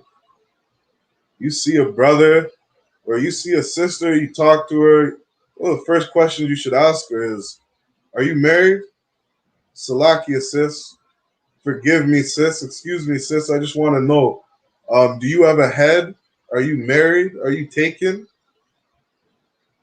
Oh, you are? No sweat, sis. Shalom. Yah Shemal Thamba Shemel Shai. May the Lord watch over you. You understand? And that's it. Not to be looking at other man's wife, coveting what another man has, wanting his house, his car, his food, his clothes, his woman. You understand? We want salvation. We got to deal with each other right. We want salvation. We gotta learn to communicate with one another. You understand? To learn how to love each other. Keep reading. Thou shalt not steal. Thou shalt not steal. You understand? There was a brother in the school who the story is he lost his wallet.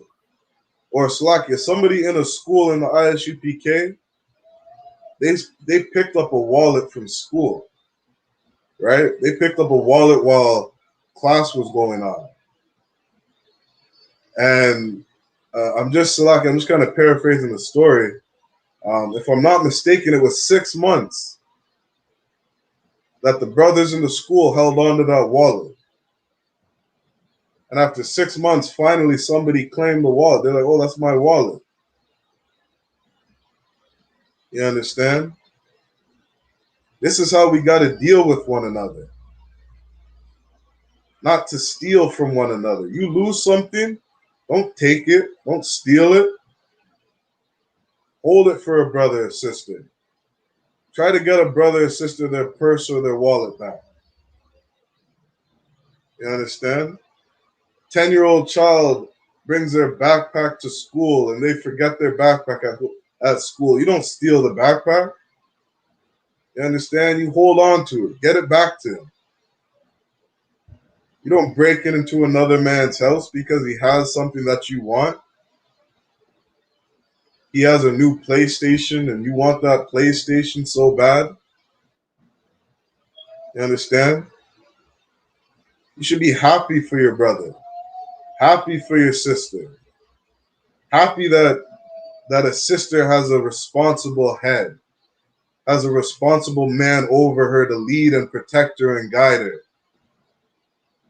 Be happy for that sister. Be happy for that brother that found a good rib. You understand? We can't be running around stealing everything from one another.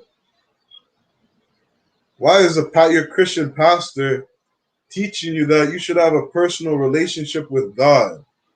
Pray to Jesus. Have a personal relationship with Jesus. Jesus. You understand? Salvation isn't just about you. Salvation is about your nation. We came in this place together. We're leaving together. You understand? And if we're going to leave together, we got to learn to deal with each other properly. You understand? Keep reading. Thou shalt not bear false witness. Right. You can't be going around lying on one another. You understand? The scriptures say, out of the mouth of two witnesses, every matter shall be established. You understand? According to the Most High, you just need the word of two people when it comes to judging somebody. You understand? That's a righteous thing in the Most High's eyes. You read about in the book of Susanna, you saw some brothers who wanted to sleep with the sister, and because they couldn't have her, they lied on her and said she was a whore. You understand? How disgusting is that? To go and talk bad about somebody, to defame somebody's name. Nobody likes being lied on. Nobody likes being lied about, having their name torn down, their reputation torn down. You understand? The Most High isn't going to deal with us as a nation if we're lying on each other. You understand? 7 things does the Most High hate. The Most High hates liars. You understand? He hates people that sow discord amongst brethren.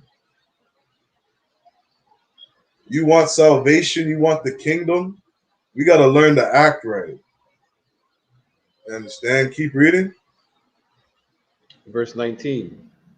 Honor thy father and thy mother. Honor thy father and thy mother. You understand? This is what Christ was telling his disciples. This is what Christ was telling that man that came up to him. Honor your father and your mother. They took care of you when you were young. Honor them. You understand? Your parents weren't around when you were young, when you were growing up. Forgive them. You are who you are because you said, I'm never going to be like my parents. You understand? Or if your parents were around and they took care of you, again, you are who you are because your parents raised you right. So honor them. You wouldn't be on this earth if it wasn't for them. Take care of them in their old age. You understand? If you can help them out or take care of them when they're in their old age, make sure you do it. Honor them. Forgive them. Don't hold a grudge toward them. You understand? You're here because of them. Keep reading. And thou shalt love thy neighbor as thyself. Thou shalt love thy neighbor as thyself. You understand? This is the royal law. Love the Most High with all your heart, all your strength. You understand? To put the Most High first in everything. You're putting in a job application. You got to ask yourself, can I do the work of the Most High if I'm at this job? You understand? Is this wife that I'm courting, or this girl, this woman that I'm courting, is she a suitable helpmeet? She gonna help me do the work of the Most High? Oh, she's not? Leave her alone. This job's gonna have you working 80 hours a week and you can't serve your people. Leave that job alone. You understand? Don't be out here chasing money, but love the Lord thy power with all thy heart, mind, and strength. Put him first in everything. You understand? And the second law is like it, to love your neighbor as thyself. You understand? To have some damn compassion for one another. You understand? You wouldn't like it if somebody stole from you, then don't steal from somebody. You don't like being talked to a certain way, and don't talk to other people like that. You understand? But you gotta think of what you would want done to yourself. You gotta think about how you want to be treated. You understand? Have some compassion on one another. You like to be forgiven when you mess up. You understand? You know you're not perfect. You know you need forgiveness. You needed the Most High to forgive you. So forgive others. You understand? Love your neighbor as yourself. And who is your neighbor? Your neighbor is your friend. Your neighbor is your kinsman. Your neighbor is another child of God. Your neighbor is another Black, Hispanic, and Native American. Your neighbor isn't the nation of people that the Most High is going to destroy. That makes no sense. You understand?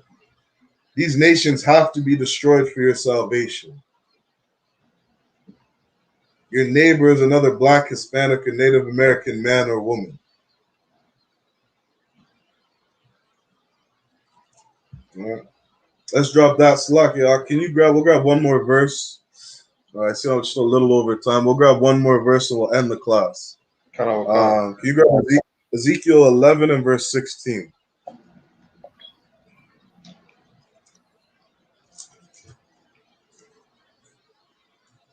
This is the book of Ezekiel, chapter 11, verse 16. Therefore say, thus said the Lord God, although I have cast them far among the heathen, Although I have what? Although I have cast them far off among the heathen. Although I have what? Cast them far off among the heathen. Although the Most High has cast us far off from amongst the heathen. You understand? Although the Most High scattered us to the four corners of the earth. Keep reading. And although I have scattered them among the countries, Amongst the people that hate us, amongst the people that oppress us, amongst the countries. Keep reading. yet will I be to them as a little sanctuary in the countries where they shall come. Yet will I be to them a little sanctuary. This is what the Israelite school of universal practical knowledge is. You understand? This is I.S.U.P.K in the Bible. This house, this school is a little sanctuary. You understand? When I get with Trooper Baraki Allah, that is my little sanctuary. When I get with the other brothers and sisters in the school, and we dwell together in unity, in righteousness, not coveting what each other have, not stealing from one another, not lying on one another. You understand? Treating each other with respect, loving each other as ourselves. That's a little sanctuary. The I.S.U.P.K is a little sanctuary in these countries that he scattered us. You understand? And if you want salvation, you got to get in this school. Get in this school and learn to treat your brethren right. Learn sisterhood. Learn brotherhood. You understand? And just prepare for the day of the Lord. 2 Peter chapter 1 and 10 says to work diligently at our salvation. Work diligently, making sure that our election is sure. Putting in that work, putting in our brick. Getting in this school and serving the Most High. Serving our people. You understand? This Saturday we'll be on Young and Dundas, holding camp, prophesying to these nations, prophesying to our people, telling them to change their life, telling them to put down the drugs, put down the cigarettes, stop coveting what each other has, stop lying on each other, honoring your parents, forgiving one another. You understand? This is what we do in the I.S.U.P.K. We serve our people. And this is that little sanctuary. You understand? So with that, we're going to end the class. Let's clap it up.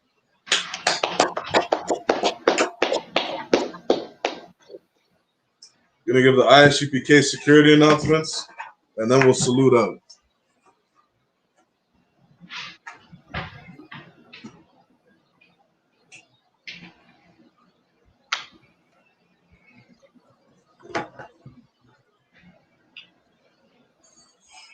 This is the I.S.U.P.K security announcements. We're the I.S.U.P.K, start at 1 West 125th Street, Harlem, New York. Rule for new brother and sisters. When a new brother or sister comes into the school, they are off limits for 6 months. They are to be saluted only. They are here to shed themselves of the world. They need transportation, the teacher will arrange it. After 6 months, if a brother or sister has an interest in a particular person, he or she must get permission from the head to speak to a brother or sister. There's another 6 months in which a brother and sister will court each other. After this 6-month period, the brother and sister will get permission from the head to marry. Tithes, which is a commandment. You can find it in Numbers 18, verse 21, and Malachi chapter 3, verses 8 to 10. Ma'ashra means tenth in the Hebrew. 10% of every penny of any increase the Lord gives you, give to the treasury department or teacher. Priest fund, free will offering for priests. It's not mandatory. Whatsoever amount you would like. Upcoming holy convocations on Monday, September 6th. We have the memorial of blowing of trumpets. You can find that holy day in Leviticus 23, verses 24 and verse 25. With that said, men of Israel, Imajim, which means stand. We're going to give a courtesy salute to the brothers and a courtesy salute to the sisters.